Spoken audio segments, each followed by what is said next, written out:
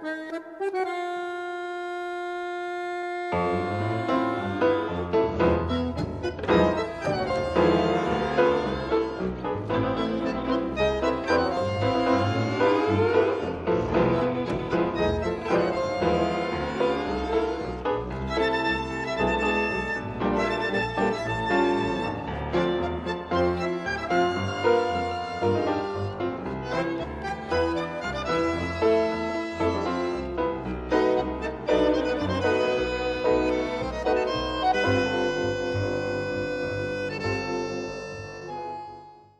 feel like maybe initially people are like, oh my god, I'm gonna look so sexy, I want tango. And then people are then like, wow, this is really like, because it takes a lot of work and you actually have to like really focus on like that person that you're dancing with, because otherwise you just end up awkwardly snorting and then you're just like, oh god, what am I doing? My feet are all in tangles and I did 3 backflips, what's happening?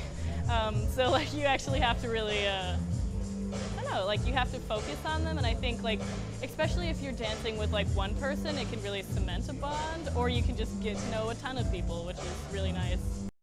Over the years, I've lived here since 2002, and over the years the local community also has gotten stronger and weaker in kind of waves, and it all depends on who the person is that is the main organizer and the person who's kind of like making tango home for everybody. And while I'm going to talk about how I do that here at the archive, when I moved here, I had just spent 20 years on the road supporting people building tango communities all over the place, and before that I had built the tango community in New York City, and so I had served in the role of host and center, kind of central person in a local tango community in New York City for many years. And so when I moved here, I was exhausted and I did not want to play the role of keeping the local tango community together. So I've never done that in this local tango community. I've been an observer of the local tango community and a supporter of the local tango community, but not a main organizer of the local tango community.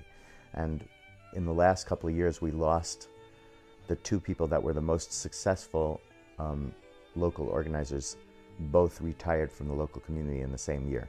So we lost our kind of social centers, and they still haven't really come back. So right now we're in a period of a weak local tango scene, and so I'm hoping that I will attract more good dancers who want to come and study with me here and who want to spend time here, and that they hopefully would become the backbone of a teaching staff for the local community. And that's beginning to happen, perhaps with the latest round of apprentices that I have, but they are apprentices who are not experienced tango teachers and therefore are a little reticent to get started yet, and I understand that. So there is a sense, not exactly of urgency, but of the need for some dynamic, popular, local, very social tango people to kind of get it going again in the local area.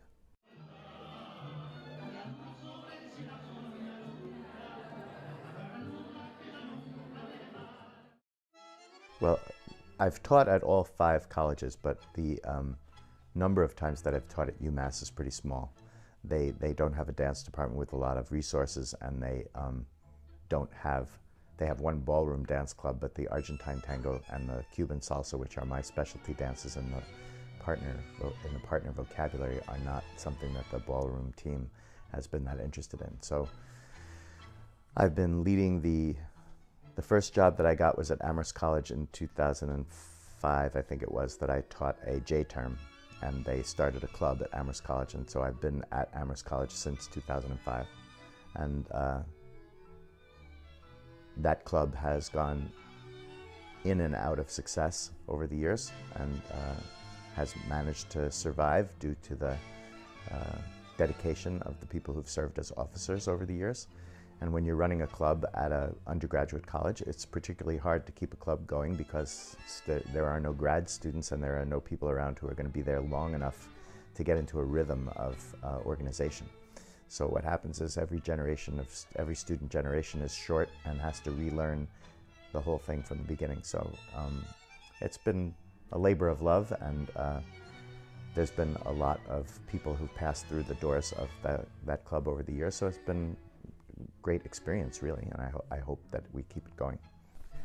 So I've also been teaching at the Hampshire Club for the last 8 years, and at Hampshire, the person who started the club started with me when she was 12, and she loved both tango and salsa, so she started a tango and salsa club. And that's been an interesting task over the course of the years, to try and interest people who come principally for salsa that they should try tango and vice versa. But it has worked, and it has worked so well that I've started to include salsa in my credit classes for tango. For the last 12 years I've been teaching tango for credit at Mount Holyoke College, and now for 9 years at Smith College. And about 6 years ago, Smith College gave me the 200 level class, or the second semester. So now students can basically study with me throughout their college career, come back in the spring at Smith, and we do the clubs every semester, and we do the beginner class at Smith and Mount Holyoke in the fall. Dancing? I love to dance, but the problem is I don't have time. But I love to dance. I really do.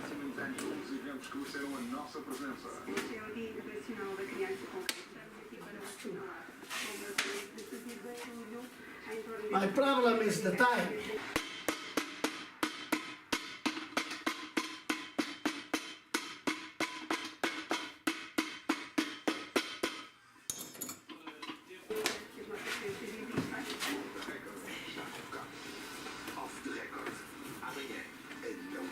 Yeah, then you'll ask me so many times to show up. This guy is down, I don't know if you know, by the gas station. Pleasant Street, they have another school. I fix a lot of shoes for those people. They begging me, why do you show up, when you show up? But my time is not.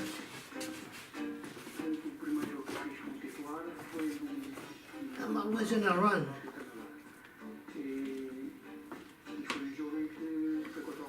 Always. Run.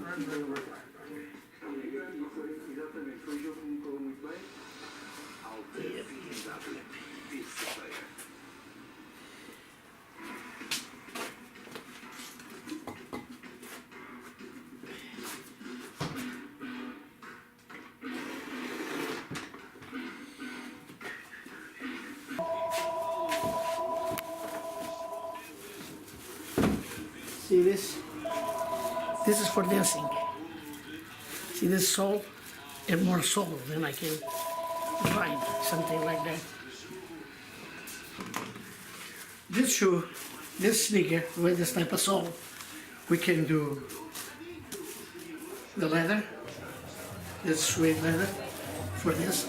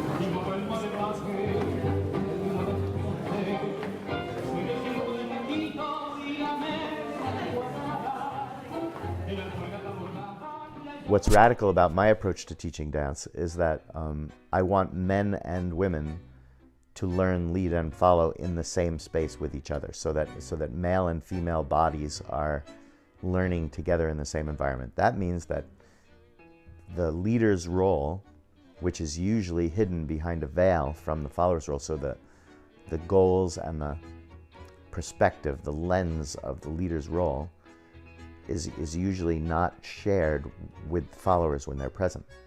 And the lens or the perspective or the objective of the follower's role is not shared with leaders.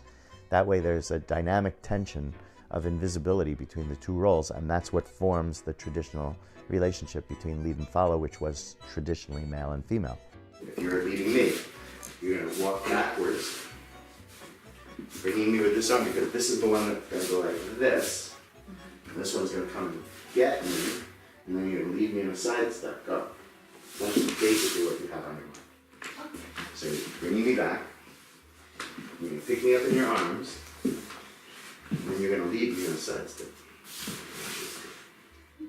Didn't it feel good? You took me around the corner, you took me in your arms, and then she went. I don't know how she does it. Okay. Now, do it with him. Hit him like this, take him like this, bring him around here. If I front follow this, what I do, if I front follow this, I place your left leg where you should have placed it. Right? I just front follow that. Okay. This Can time. maybe do it? I'm following just doing the colors. But I can tell that you can't do it Okay. because you haven't paid any attention to me yet. See, if you were leading me Yes. and you're backing up and you're leading, I'm already right here. I'm leading. I'm back leading you. Right here, I'm using this hand to place your body so when you're ready to have me, right there, I already had you. I had you from all this. Here we go. I think I'm still tangoing because I really like the dance, and I feel like all like the social events you go to as well, like learning salsa on the side, like including with tango, and just like meeting a lot of new people, and you kind of like get like a, I don't know, like a good experience with like you can like connect with people when you're trying to dance with them, like because you're trying to make a connection, and it's not, it's nice.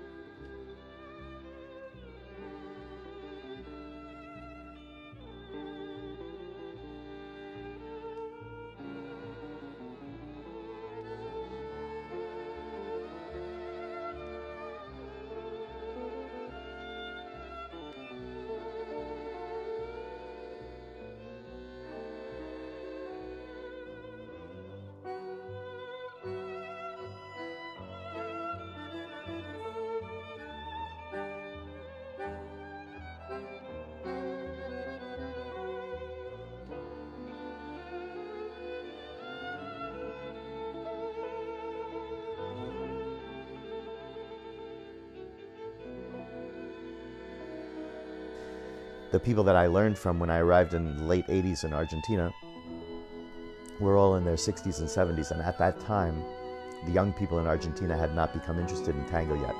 That since has happened, and now in the year 2017, we're in the midst of a worldwide revival, and there are hundreds of thousands of younger people dancing. But when I first arrived in Argentina, there were probably no more than 300 or 400 active dancers in the whole world, and they were all in Argentina, and they were all over 60. And the dance form itself looked like it was going to die, and those older dancers believed that the dance form would die off with them because there wasn't enough practice for younger people to ever get as good as they did, because back in the day, the 1940s, people would go out dancing every night of the week, something that in fact has become possible again in most of the big tango cities in the world, but in 1988 it didn't look that way.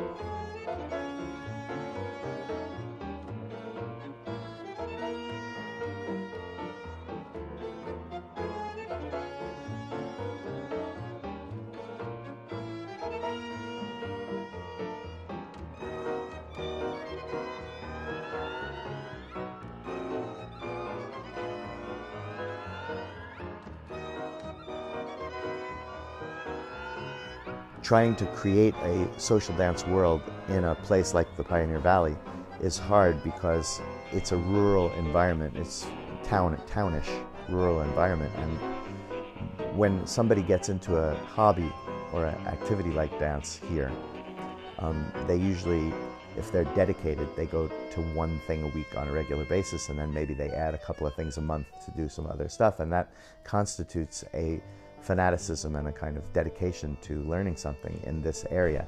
If you were in a big city like New York and you had this similar fascination with the form, you would find a place to go every night of the week, and you might go every night of the week for 6 months or something like that. And that's a kind of, what would you call it, a obsession that people get when they start to learn tango, and they're in an environment where there's enough tango that they can do it all the time. They do.